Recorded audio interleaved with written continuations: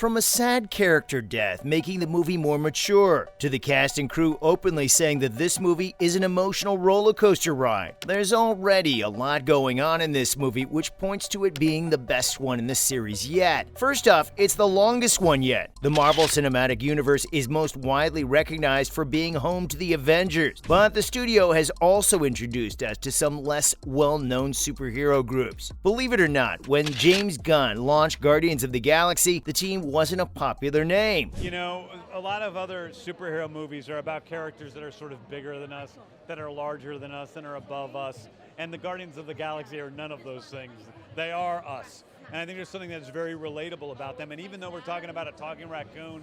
Now we're only a few weeks away from witnessing the group of cosmic rejects finish their first trilogy. Guardians of the Galaxy Volume 3 is the most lengthy movie in the series so far. In the threequel, there will be plenty of time to laugh, cry, and be shocked. On Instagram, James Gunn answered fan questions about the future movie. When asked about the length, he stated that it is longer than the last two parts. It is longer than 1 and 2, he wrote. However, he didn't say how long it would last. What you just saw in Hall H was nothing compared to the last day on set. Like, so we had the last day, it was me, you, Maria, Chris, and Zoe. And everybody gave a speech. Guardians Volume 2 is 2 hours and 17 minutes long, which is a lot longer than Volume 1, which was 2 hours and 2 minutes. How much bigger will Volume 3 go? It's apparently 2 hours and 30 minutes long. Longer running times may turn out wonderfully or go wrong. Look no further than Black Panther Wakanda Forever, which was criticized for dragging over its 2 hours and 41-minute length. That movie was hard to watch. To be honest, it was needlessly prolonged. Hopefully that won't be the case with this one. This next one will be a treat for all Rocket fans. This movie will finally focus on his arc. You know why I did it, Star Munch? You're not gonna answer, Star Munch. I did it because I wanted to.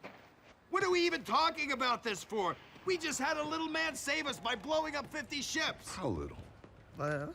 Like this? Rocket the Raccoon has become a fan favorite in the MCU since he was first seen in 2014's Guardians of the Galaxy. Rocket was a career criminal with a rude attitude and a negative view of life when he first appeared. Groot was his best friend, and he didn't like to go out of his way for anybody else. That shifted when he helped Peter and the others get out of jail. They then became the Guardians of the Galaxy and worked together to take out Ronan the Accuser. He found people he felt safe with for the first time, and his character would continue to grow in the next movies. The raccoon never really got over being self-centered, but in Guardians of the Galaxy Volume 2, he showed more of his feelings. Rocket, a creature with mutated genes, has been through a lot of bad things in his past, but the movies haven't shown much of his MCU background. It was clear that he was used in experiments, and he feels some shame for what he went through. This made him distrusting of other people. During Guardians of the Galaxy Volume 2, Yondu quickly learned that he and Rocket had a lot in common, since they both found it hard to admit that they loved other people. Rocket's outings in the MCU have shown that he is always making an effort to grow and express how he feels in a positive way. There will definitely be more viewers when people know that this movie will finally explore his story. What's sad is that the biggest theory going around right now is that he might even die, which would make this part the most mature one of the series. Rocket is the character who is most likely to die in Guardians of the Galaxy Volume 3 for a number of reasons. Chris Pratt plays Peter Quill, the leader of the Guardians of the Galaxy.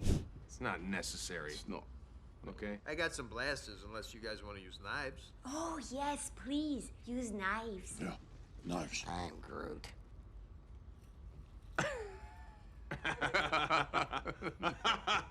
Pratt is one of the biggest stars in the MCU, so it's likely he'll stick around. The MCU just lost big names like Robert Downey Jr., Chris Evans, and Scarlett Johansson, so they probably wouldn't want to get rid of Pratt entirely. Groot has already died once, so it's likely that he won't die again, as it won't be as impactful.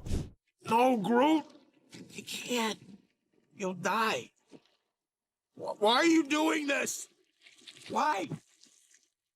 Gamora was also killed off, but Zoe Saldana's character came back in Endgame as a version from another universe, making Rocket seem like the obvious choice. However, Dave Bautista, who plays Drax, has said he wants to leave Marvel Studios after Guardians of the Galaxy Volume 3 comes out. So it's possible that more than one major character could die. James Gunn has said that he connects to Rocket more than any other character. Since Rocket's backstory will be explored in Guardians of the Galaxy Volume 3, it would make sense for the MCU to finish his story. Gunn will have to kill Rocket in order to do this, which may be why he was so adamant about coming back to the MCU to finish Rocket's story right. This death would give this series a maturity level that it never had, which will make people enjoy it more. Other than that, even the actors themselves have talked about how good it is. Zoe Saldana says that it's even better than the previous ones. Saldana talked about what it's been like to work on Guardians of the Galaxy Volume 3 so far. The actor explained how hard it is to make any Guardians movie and why she thinks the third one will be the best of the bunch. During an interview with Screen Rant, Saldana said, "I think it's going to be the best one yet. We're having a great time, but making a Guardians movie isn't easy. A lot of things happen. A lot of dust is around. There's a lot of makeup, hours and hours of makeup, but the result is so worth it," she continued. Saldana also talked about the problems the cast and crew have had to deal with since the movie started shooting, such as the bittersweet feeling of filming what could be the Guardians' last journey together. "I have to say that we're facing a lot of problems, like COVID, scheduling, and other things," Saldana said. "But when we're there,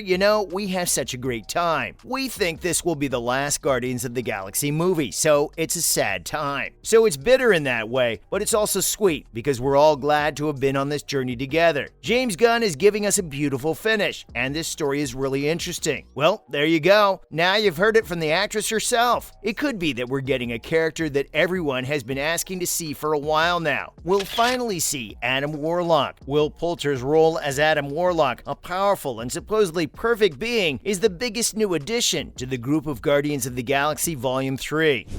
But it was really fun to hear fans' reaction to it.